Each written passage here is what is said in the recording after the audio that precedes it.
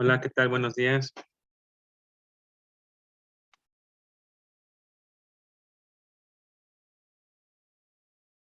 Vamos a ir comenzando ya con nuestra clase del día de hoy. La clase anterior nos habíamos quedado en el mantenimiento preventivo. Entonces, ya nada más ahí como eh, parte complementaria de esta información que estuvimos viendo en la clase pasada, nosotros vamos a tener que en muchas ocasiones también el desbalanceo en actividades que nosotros vamos a tener dentro de, a lo mejor, nuestro trabajo o de la parte laboral, tiene mucho que ver en que nosotros descuidemos el llevar a cabo determinado tipo de acciones. Por ejemplo, en esta imagen, ¿qué es lo que podemos observar? Que hay tantas cosas por hacer que seguramente habrá algo que no esté saliendo del todo bien. Entonces, el que nosotros tengamos una muy buena organización va a ser lo mejor para, en este caso, aplicarlo a la parte de mantenimiento. Ahora, también se pueden dar los casos en los cuales no nada más estemos llenos de tantas actividades, sino que en otras, como por ejemplo vemos en esta imagen, pues se le carga más la mano a una persona y la otra está pues prácticamente hasta apoyándole un poco más de peso, ¿no? Entonces, eso, si lo quieren ver así, inclusive cuando ustedes están trabajando en equipo aquí para la parte de la escuela, nosotros nos vamos a encontrar con personas que también no nada más no ayudan, sino inclusive a lo mejor hasta dificultan un poco más el trabajo. En este aspecto, con la parte del mantenimiento, nosotros nos vamos a encontrar en que hay personas que a lo mejor no es del área de mantenimiento y puede que lleguen a provocar inclusive fallas solamente porque no están siguiendo a lo mejor un manual de procedimientos. Entonces, ahí es cuando nosotros tenemos que hacer un poquito más, sobre todo si ustedes deciden quedarse para después de la estadía y continuar con la carrera de ingeniería, que la parte técnica nos va a limitar a poder acceder a eh, ciertos empleos en cuestión por las funciones que nosotros podríamos, en dado caso, desarrollar. Sin embargo, en la parte de ingeniería, si nosotros estamos detectando que alguien no está siguiendo procedimientos, pues eso va a impactar simplemente en que a lo mejor descomponga los aparatos, las máquinas, el equipo, en un tiempo mucho menor, ¿no? De lo que a lo mejor tenía recomendado el fabricante llevar a cabo alguna inspección o si llevar a cabo algún cambio de una parte, etcétera, etcétera, ¿no? Entonces, tratemos de irnos haciendo también de una visión un poquito más general en el aspecto que nos permita no nada más ver lo que a nosotros nos corresponde, sino el antes o el después, como por ejemplo para detectar este tipo de inconvenientes. Ahora, el otro tipo de mantenimiento que al menos no recuerdo que me lo hayan mencionado ustedes la clase anterior, tiene que ver con el mantenimiento predictivo. Entonces, los dos anteriores, el correctivo y el preventivo, pues bueno, al menos esos como que sí nos sonaban, al menos para, yo creo que varios de ustedes. Sin embargo, está este otro que es el predictivo. Ahora, en algunas cuestiones tendrá unas cuantas similitudes con el preventivo. ¿Por qué? Porque nosotros vamos también a buscar con este mantenimiento detectar cuáles podrían ser, en dado caso, algunas fallas o defectos que pudiera tener nuestro equipo, nuestra maquinaria y tratar, en este caso, con todo lo posible, de que no ocurra. En ese aspecto se parece al preventivo. Sin embargo, nosotros aquí cuál vamos a tener como una gran diferencia entre el preventivo y el predictivo, que en muchas ocasiones el mantenimiento predictivo lo vamos a obtener gracias a que el equipo, la maquinaria esté en funcionamiento y poder llevar a cabo un monitoreo. En este caso, ¿qué vamos a nosotros a monitorear? No que falle, sino las variables de funcionamiento, dependiendo del proceso que se esté llevando a cabo, esas variables que estén trabajando en los rangos en los cuales a lo mejor el equipo fue diseñado o la maquinaria fue diseñada.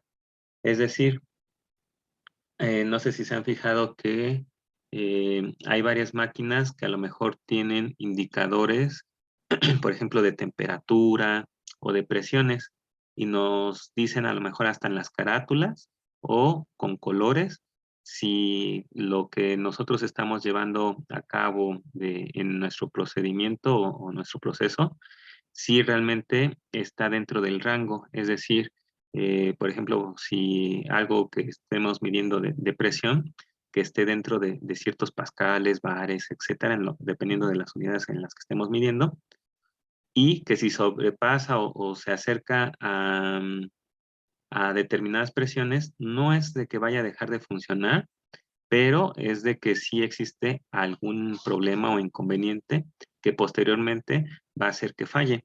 No sé si les ha pasado, por ejemplo, en el caso de temperatura, que a lo mejor es muy común, sobre todo en las laptops, que estén diseñadas para que si se están sobrecalentando, entonces tengan una función de que se apague de manera automática sin que ustedes le pidan a la máquina que se apague, ¿no?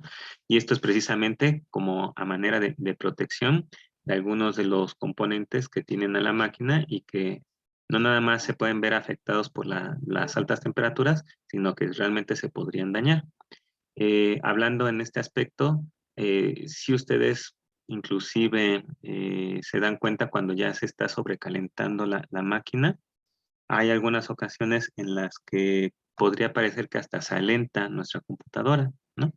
Entonces, esto es algo en lo cual el mantenimiento predictivo necesitaría, en dado caso, estar llevando a cabo el monitoreo, en dado caso, de manera permanente, mientras ustedes tengan en funcionamiento la máquina o el equipo, de ciertos parámetros. Ahorita vamos a ver qué otros parámetros podríamos nosotros encontrar.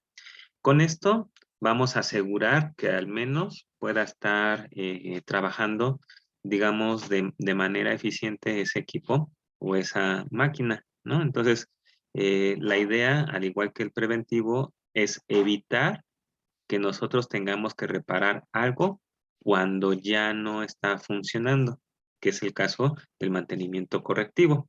Ahora, ¿qué desventajas nosotros vamos a tener dentro del mantenimiento predictivo? Como lo había mencionado yo hace un momento, nosotros tenemos que identificar variables físicas. Esas variables físicas podrían ser, como lo mencionaba yo en la diapositiva anterior, la parte de la temperatura o la presión, pero también podríamos nosotros, en este caso, identificar variables como podrían ser las vibraciones, qué tanto está consumiendo de energía y algunas otras. Mientras yo quiero que ustedes vayan pensando en diferentes máquinas o algo, un equipo de lectura de alguna variable, de lo que ustedes quieran, pero quiero que sí me identifiquen o me den ejemplos más bien de cuál, cuáles más podrían ser variables físicas y cómo es que nosotros las podríamos medir, ¿vale? Mientras yo sigo terminando ahorita la explicación de esta diapositiva. Ahora, ¿qué pasa cuando, por ejemplo, con nuestro cuerpo hay algo que no anda bien y nosotros vemos que empieza a incrementarse la temperatura? Pues puede darse el caso en el que a lo mejor es una simple calentura o ya podríamos estar hablando de fiebre.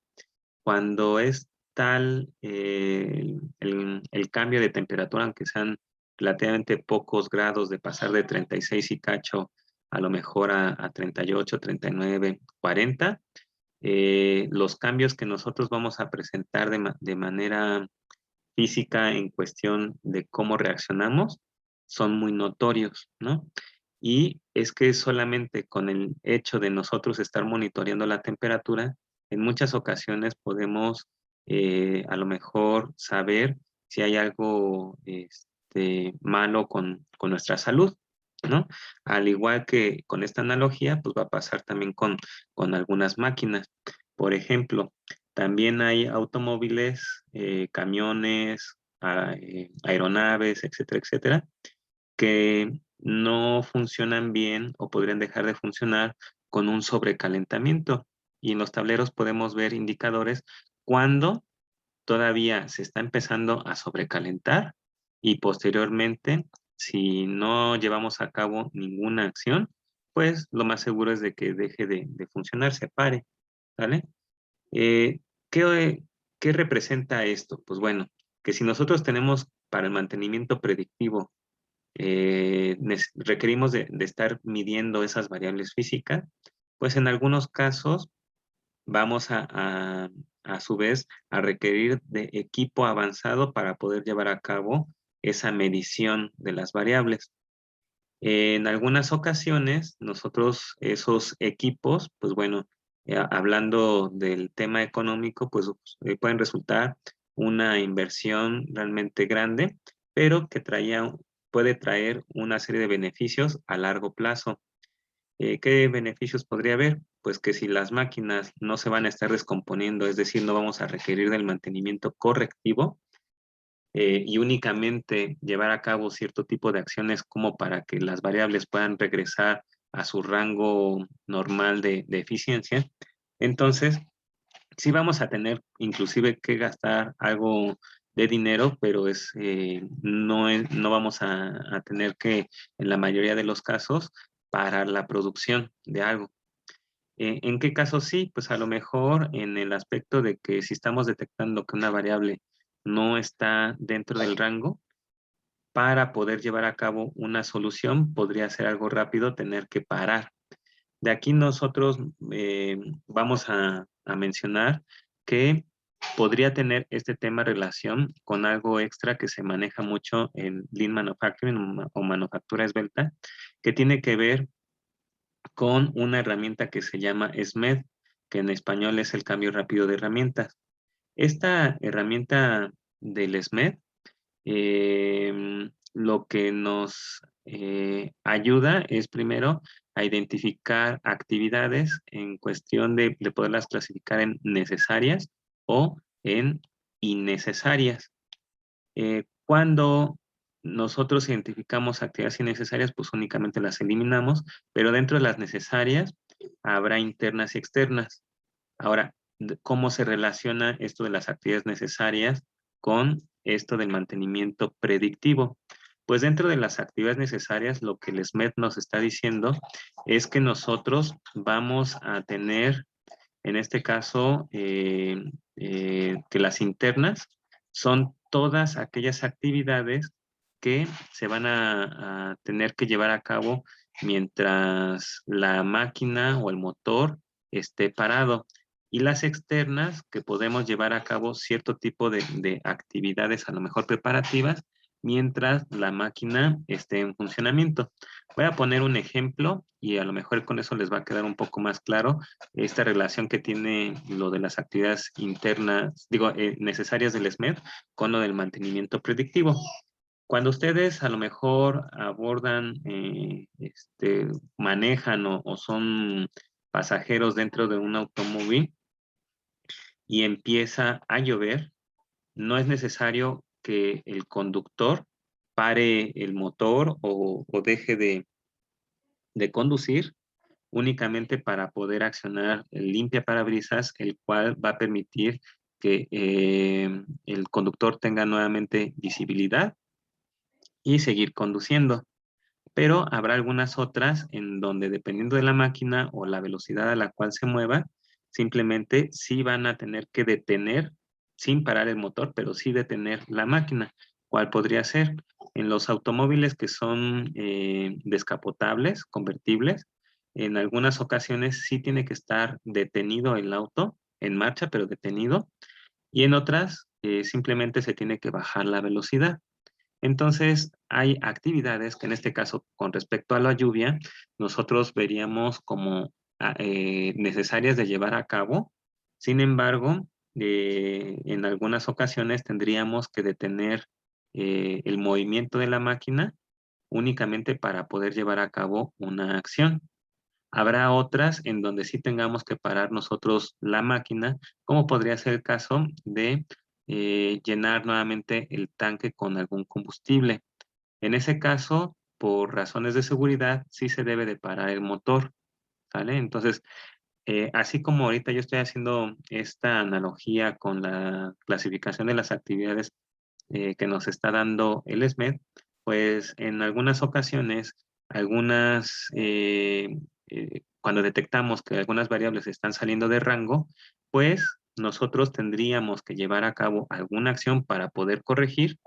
Utilizo la palabra corregir sin estar hablando de un mantenimiento correctivo.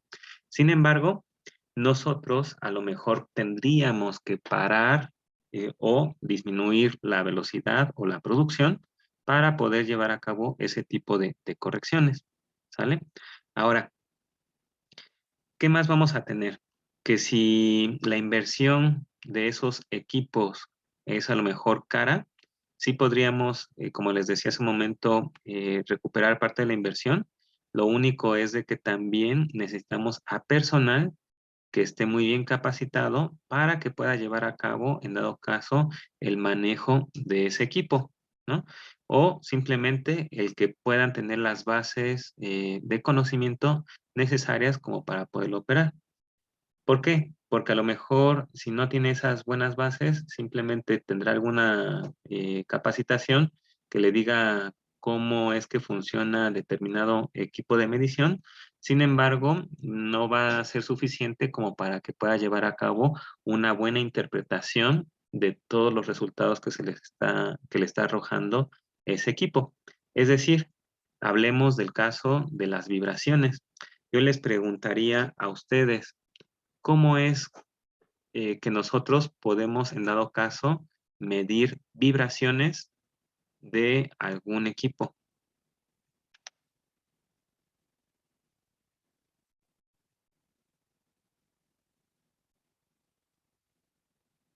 A ver, Gabriel Acuña, ¿cómo podríamos medir vibraciones? Podría repetir la pregunta, profe, no la entendí. A ver, perdón, ¿podrían repetir nuevamente?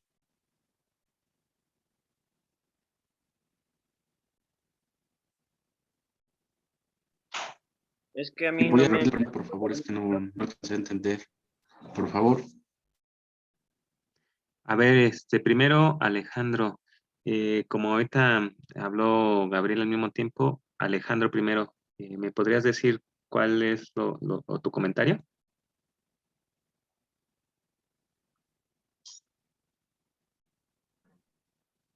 ¿Y podría repetir la pregunta, por favor? No la... Ah, sí, le preguntaba yo a Gabriel que en el caso de tener que monitorear o medir vibraciones, ¿cómo es que nosotros podemos medir una vibración dentro de un equipo cuando está en funcionamiento?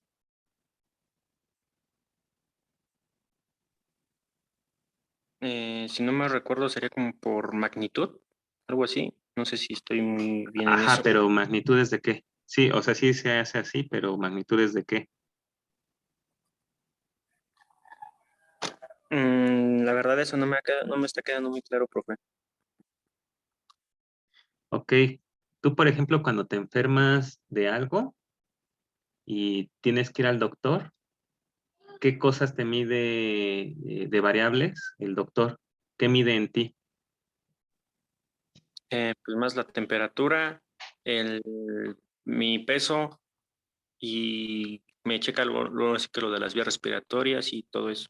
Ok, muy bien. El pulso, en algunas ocasiones, la presión, más lo que acabas de decir. Con eso se puede hacer un diagnóstico. El mantenimiento predictivo lo que requiere es la medición de variables físicas, no del cuerpo humano o no de una persona, sino de la maquinaria o de un equipo. Entonces, hay equipos los cuales pueden vibrar al momento de estar funcionando. Sin embargo, esas vibraciones, si son muchas, quiere decir que a lo mejor hay algo mal en su funcionamiento. La pregunta, vuelvo a repetirla. Si vamos a medir, si necesitamos medir vibraciones, tú me acabas de decir, Gabriel, que podría ser a través de ciertas magnitudes. Yo te digo, estás en lo correcto, pero ¿de qué tipo de variable se medirían esas magnitudes?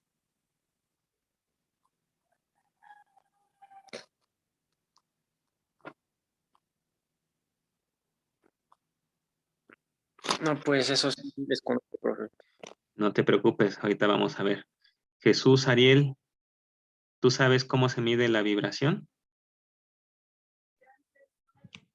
Eh, no, profe, no me quedó claro eso. Mi explicación, la Profe, pregunta, no se mide sobre la longitud de las ondas. sí puedes medir longitud.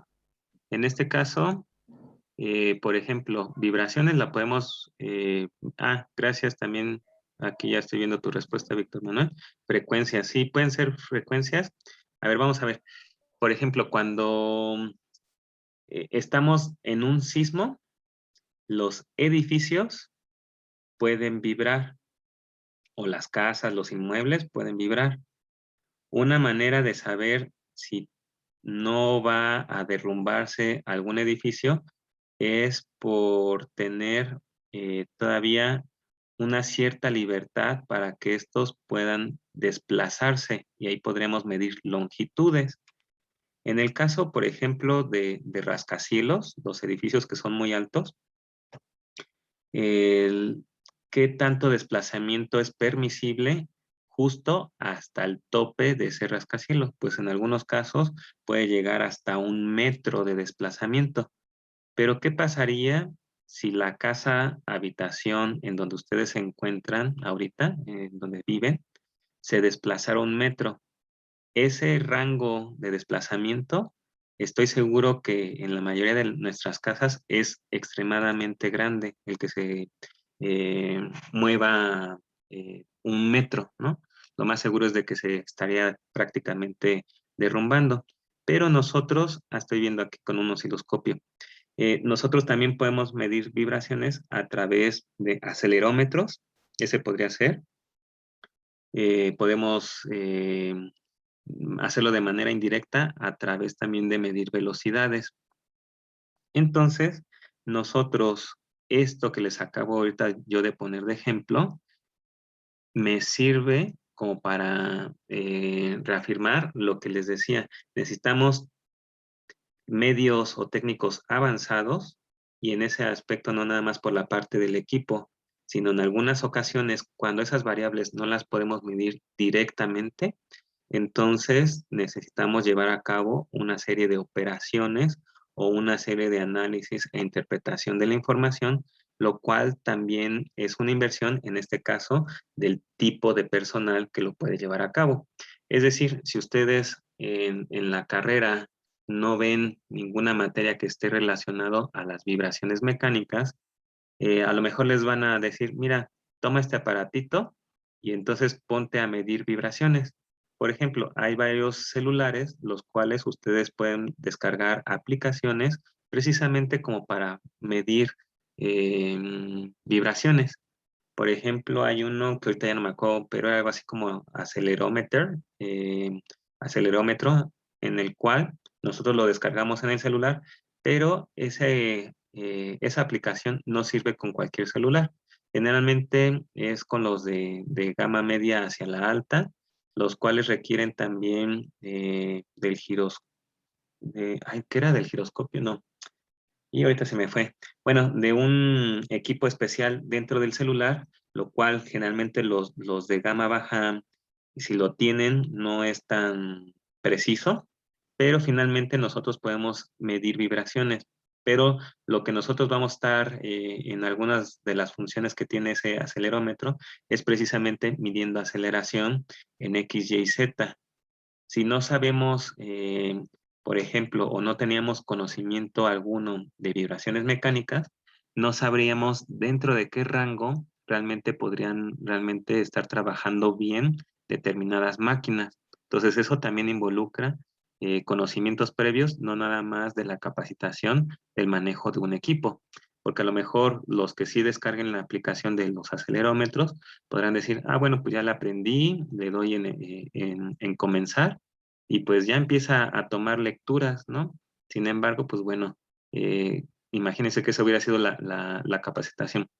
Descarga la aplicación, ya eso sí lo saben hacer, la ponen, este, la pueden echar a andar y finalmente hasta ahí terminó la capacitación y lo que resta es conocimientos que ustedes tengan sobre el tema, ¿no? Entonces ahí es donde el mantenimiento predictivo, o esa es alguna de las razones por la cual el mantenimiento predictivo, aparte de costoso, pero en algunos casos para ciertas empresas, porque no tienen el personal calificado, no podrían llevarlo de una manera adecuada, correcta, o inclusive en algunas ocasiones ni siquiera lo aplican, ¿vale? Entonces, ahora sí quiero su participación. ¿De qué manera nosotros podemos identificar, aparte de todas las que ahorita yo ya he mencionado, qué otras variables físicas ustedes conocen que no sean lo que ya les dije ahorita, presión, temperatura, vibración, consumo de energía? Y me gustaría que esa variable física a lo mejor la estén relacionando con algún equipo o con algo que ustedes crean que podría llevarse a cabo precisamente para la identificación de un buen funcionamiento. Los escucho. A ver, ¿hay alguien que quiera participar de manera voluntaria o si no para ir seleccionando a personas?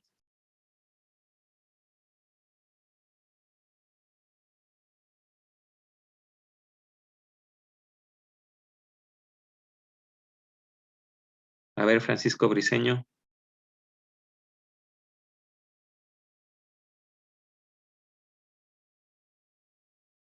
Me habló, profe, no escucho bien. Sí, sí, te hablé. Dame ejemplos de variables físicas que no haya mencionado yo y que lo esté relacionando a algo que tú consideres que sí podría ser crucial como para poder saber si algo está funcionando de manera adecuada. Aparte de las que usted ya mencionó, profe, Sí, mm,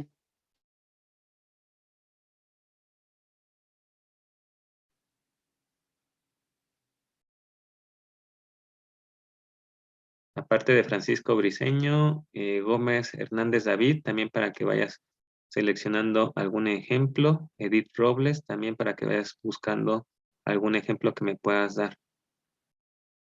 Y déjame ver quién más. Y Jessica, por favor. De algún tipo de consumo, dijo, ¿verdad? De lo que sea de variables físicas, dentro, por ejemplo, del consumo de energía, ahí sí todavía pueden dar algún ejemplo un poco más detallado o específico, porque ese está muy general. la velocidad, profe. ¿De qué? Ajá, o en qué está muy bien, sí, pero ¿de qué? Mm, cómo de qué, profe? Sí, ¿A qué se refiere? ¿a qué le medirías velocidad? Como para saber si está Mm, trabajando bien o no. a un automóvil o a un motor. Ok, muy bien.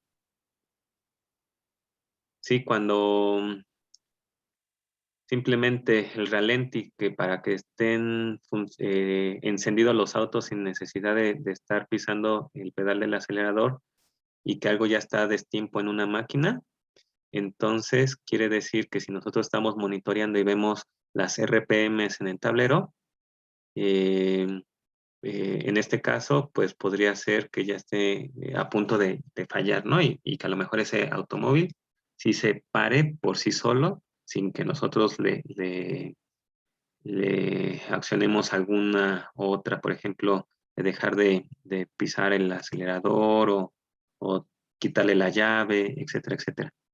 Y las demás personas, por favor, Gómez Hernández, Edith Robles y Jessica. Bueno, podría ser el nivel de un tanque, Ajá, ¿cómo en qué? ¿O de qué? de una mezcladora de algún producto químico. Perfecto, muy bien. Sí. ¿Qué otra? En este caso, Jessica y Edith Robles.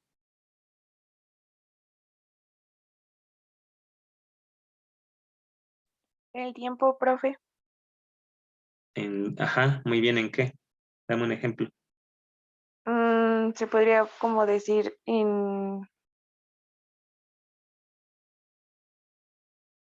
es como una magnitud física con la que medimos la duración o separación de acontecimientos o sujetos de cambio. También se podría como que explicar en el auto, ¿no ve que están ¿cómo se llaman? Estas señales, los números que van variando de la velocidad del carro. Como que me hiciste un poco bolas. A ver, iniciaste con Ah, la parte del tiempo, ¿no? Y sí. sí, eso puede servir. Nada más reformula un poco, porfa, tu ejemplo de aplicación. En el tiempo, como le digo que se podría meter en el control de las velocidades, ¿no ve que el momento de meter la primera velocidad o así? Ay, es que yo también ya. ¿De qué va? No, sí, Bueno, profe, pero como que no me sé explicar. Al ok, momento de arrancar el carro, va variando la aguja de las velocidades a los números. a ver, Jessica. Entonces, ahorita vuelvo contigo, acomoda un Sí, poco tus ideas y ahorita vuelvo contigo. Ya nada más me falta Edith Robles. Es la intensidad luminosa de un LED o un foco. Perfecto, sí, cuando no están ya bien funcionando, inclusive hasta puede haber parpadeos o intermitencias más bien de algo que no tendría que haber existido, ¿no? O que al menos que no esté dentro del rango. Muy bien. Eh, por ejemplo, de lo que decía ahorita su compañera Jessica, yo voy a hablar no de un automóvil, pero sí del tiempo de respuesta en a lo mejor una máquina dentro de la industria en la cual se esté tardando más tiempo para producir algo o simplemente para encender o simplemente a lo mejor hasta para apagarse, etcétera, etcétera. Entonces, este mantenimiento predictivo tiene muchísimas ventajas, es muy bueno, pero a comparación de los otros, podría resultar una inversión más fuerte al principio. Sin embargo, va a tener, como habíamos ahorita estado mencionando, una serie de ventajas, ¿no? Entonces, lo único que puede detener a esta parte, no nada más del predictivo, inclusive del preventivo y del correctivo, es mucha de la mentalidad que a lo mejor se tiene dentro de las mismas empresas. Es decir, en algunas casas, perdón, en algunos casos, está el obrero que dice, bueno, yo opero, pero le echa la bolita al del mantenimiento, ¿no? Al del departamento de mantenimiento para decirle, tú lo arreglas, ¿no? Si algo sale mal o ya está, no está funcionando como debe, el del mantenimiento lo arregla, ¿no? Pero el de mantenimiento a lo mejor dice, ok, ya la arreglé, pero ¿sabes qué? Tú al del departamento de diseño, ¿sabes qué? Estás diseñando mal, estás haciendo equipo que no está trabajando bien. Y entonces, pues a lo mejor el de diseño dice, ok, yo ya estoy diseñando bien, pero resulta que el operario, el técnico, lo está manejando mal, ¿vale? Y así se empiezan a echar la bolita. El chiste es de que nadie quiere, en algunas ocasiones, eh, asumir la responsabilidad que le corresponde. Yo les voy a poner de ejemplo de manera rápida lo que sí me pasaba también ahí en Aeroméxico. Existían los manuales de diseño y fabricación del equipo que se hacía de manera interna dentro de Aeroméxico.